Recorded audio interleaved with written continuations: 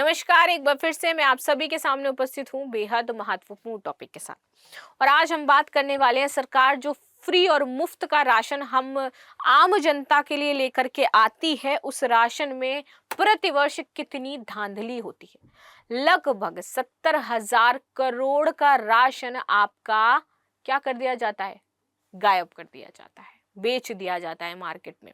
और उसका लाभ किसको मिलता है? जिनके पास ये कोटेदार, मैं बात करूं जो प्रधान होता है जिनके पास आता है, और ये सारे जो आपके जो पीडीएस चला रहे हैं जिनके पास भेजा जाता है, वही ये सारे काम करते हैं।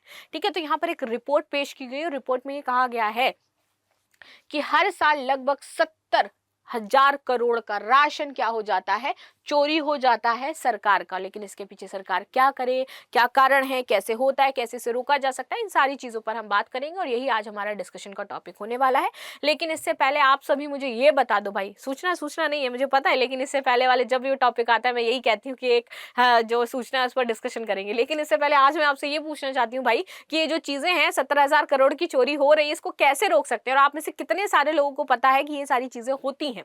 ठीक है, क्योंकि आपको पता होगा प्रधान है भाई, इतना देना है। आपने बहुत वो लाइन भी सुनी होगी, बहुत ज्यादा फेमस है, ये प्रधान कुछ नहीं कर रहा है, लेकिन उसके आगे मैं बोल नहीं सकती हूँ कुछ चीजें हैं। ठीक है, सड़क नहीं बनवाते, ये नहीं करते, वो राशन भी बेच देते हैं आपका, बहुत कुछ करते हैं प्रधान। ठीक, तो यहाँ पे एक आ गया है कि प्रधान और इस तरीके से जो पीडीएस सिस्टम है आपका, ये इतना ज्यादा भ्रष्ट हो चुका है कि आम जनता का 70,000 करोड़ का जो राशन है वो चोरी कर लेता है। और हम यहाँ पर दोष किसको देते हैं? सरकार को देते हैं कि सरकार ऐसा कर रही है। लेकिन सरकार तो आपको प्रोवाइड करवा रही है ना, लेकिन वो मिलता नहीं है। तो इन सारी चीजों को कैसे टैकल किया जाए, कैसे इसमें सुधार किया जा सकता है, आपकी इस मुद्दे पर क्या राय है मुझे अवश्य कमेंट बॉक्स में बताइएगा। अब आ जाते हैं अपनी सूचना पर। सूचना यह है कि आईएसजीएस का फाउंडेशन कोर्स शुरू हो रहा है 28 नवंबर से 11:30 बजे। तो जो भी बच्चे ज्वाइन करना चाहते हैं इसको ज्वाइन कर सकते हैं। चलिए आ जाते हैं अब अपने टॉपिक पे। मेरा नाम तो जानते होगे, क्या है मेरा नाम? कमेंट बॉक्स में मुझे लिख करके बताना। चलो, कहाँ जा रहा है भारत का मुफ्त अनाज? जो हम योजनाओं के थ्रू चलाते हैं, जो दिया जाता है, राशन दिया जाता है, बांटा जाता है, तो मुफ्त अनाज है, लेकिन ये गायब हो जाता है हर साल आपका लगभग। तो ये 70,000 करोड़ ही है मान के चलो, तो यहाँ पर आपके राशन में सेंध लग जाती है।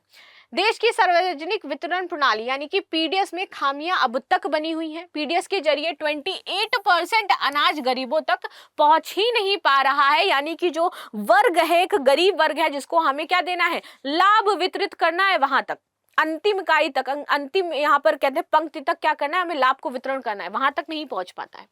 एक नई रिपोर्ट में बताया गया है लगभग 69,000 करोड़ रुपए का जो अनाज है वो प्रतिवर्ष गलत हाथों में चला जाता है और लोग उसको क्या करते हैं, मार्केट में बेच देते हैं। ये report Indian council for research of international economic relations द्वारा आपकी जारी की गई थी। इस रिपोर्ट में बताया गया कि सरकार हर साल 81.4 करोड़ लोगों को मुफ्त या सस्ता अनाज देने के लिए चावल और गेहूं खरीदती है। ठीक है, लेकिन इसमें से बहुत बड़ा हिस्सा 2 करोड़ टन या तो खुले बाजार में बिक जाता है, and this is what, 2 crore ton. आप समझ पा रहे हो कि 2 करोड़ टन खुले बाजार में बेच दिया जाता है या फिर दूसरे देशों में निर्यात कर दिया जाता है। देखो, ये है चीजें। आगे बात करते हैं। अब क्यों, मतलब ये चिंता है, ये अब क्यों बढ़ती जा रही है, अभी भी क्यों बनी हुई, इसको समझ लेते हैं।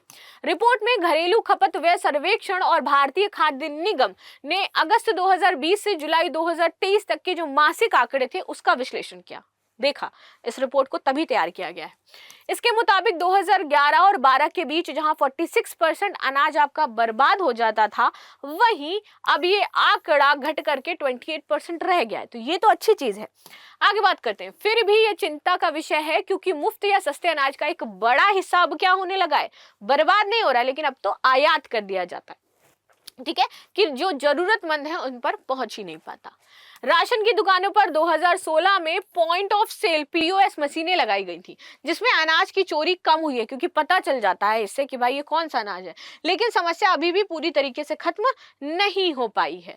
कहाँ कितनी चोरी हो रही, किस स्टेट में सबसे ज्यादा ये प्रॉब्लम देखने को मिल रही है? तो अरुणाचल प्रदेश, नागालैंड, गुजरात जैसे राज्यों में अनाज की चोरी सबसे ज्यादा होती है और ये लोग क्या करते हैं, इंपोर्ट कर देते हैं, दूसरे देशों में बेच देते हैं। पूर्वोत्तर के राज्यों में जो डिजिटलीकरण है, इसकी कमी के कारण ये समस्या और भी ज्यादा गंभीर हो रही है। ठीक है, दूसरी ओर वहां पर है आपका बिहार और पश्चिम बंगाल। इन मामले में ये काफी सुधार देखने को मिला है क्योंकि पहले यहाँ पर ज्यादा अनाज चोरी होता था, बेचा जाता था, बर्बाद होता था, लेकिन अब यहाँ पर स्थिति क्या है, धीरे धीरे सामान्य हो रही है। बिहार में 2011-12 में जहां 68.6% अनाज की चोरी होती थी, वहीं अब ये देखो घट करके मात्र 19.2% रह गया है। इसी तरह पश्चिम बंगाल में ये आपका जो आंकड़ा था ये 69.4% था, 70 के आसपास मान लेते हैं, अब ये घट करके मात्र 9% रह गया है। हालांकि कुल मिलाकर के उत्तर प्रदेश में सबसे ज्यादा 33% अनाज की चोरी होती है अभी भी। हिमाचल प्रदेश, उत्तराखंड और महाराष्ट्र में भी ये समस्या गंभीर आपकी बनी हुई है। आगे बात कर लेते हैं, सुधार कैसे होगा इस पर। समस्या तो पता चल गई, अब सुधार कैसे करेंगे। देखिए, राशन कार्ड को आधार से जोड़ने से वितरण व्यवस्था में सुधार आएगा।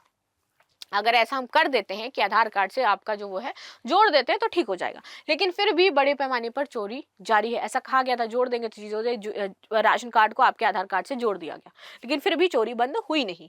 रिपोर्ट में कहा गया है कि डिजिटल ट्रैकिंग सिस्टम लागू होने के बावजूद चोरी जारी है। इससे पता चलता है कि पीडीएस में भ्रष्टाचार को रोकने के लिए निगरानी प्रणाली को बेहतर बनाने के लिए हमें ढांचागत सुधार करने पड़ेंगे। क्योंकि आपने सुझाव दिया कि क्या करो, आधार से जोड़ दो, हमने आधार से जोड़ दिया, लेकिन इसके बावजूद चोरी हो रही है, यानी कि पीडीएस सिस्टम की जो निगरानी प्रणाली है वही अच्छी नहीं है, वही भ्रष्ट है, तो उसको पहले ठीक करना पड़ेगा हमें।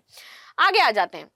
भारत की पीडीएस प्रणाली दुनिया की सबसे बड़ी प्रणालियों में से एक है और इसके जरिए 80 करोड़ से ज्यादा लोगों को सस्ता अनाज मुहैया कराया जाता है, लेकिन इस प्रणाली में कई खामियां भी हैं।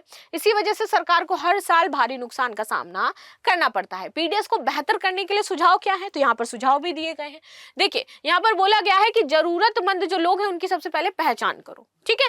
पहचान करने के बाद आज फूड स्टैम्प या फिर वाउचर सिस्टम शुरू कर दो कि जिसको वाउचर मिल गया है भाई दोबारा अब नहीं होगा, स्टैंप लगाना शुरू कर दो कि स्टैंप लगा दो भाई कि हाँ इस व्यक्ति को ऐसे ये मिल चुका है, या फिर आप सीधे नगद हस्तांतरण करने लगो उनके अकाउंट्स में, ठीक है।